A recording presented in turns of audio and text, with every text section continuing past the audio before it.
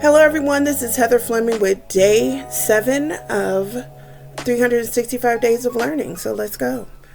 Today we're going to be talking about the significance of Plessy versus Ferguson, which was a Supreme Court case that made segregation legal for nearly 60 years. The truth about Plessy versus Ferguson is that it changed everything.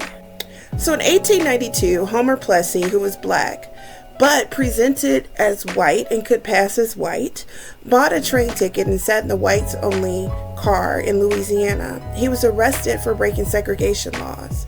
His case went all the way to the Supreme Court, where the justices ruled 7-1 in favor of separate but equal. But here's the thing. Nothing about segregation was equal. Black Americans were forced into inferior schools, neighborhoods, and public spaces, while white Americans had better resources and opportunities.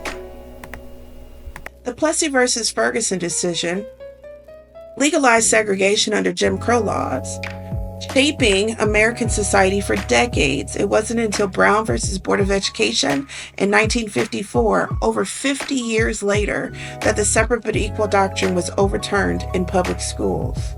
But even today, we still see the impact of segregation in things like school funding, housing policies, and systemic inequality.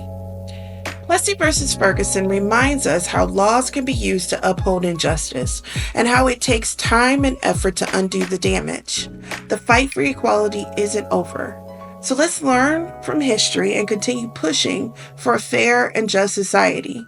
What do you think the legacy of Plessy versus Ferguson is today? If you could, share your thoughts in the comments. Understanding history is the first step to shaping a better future.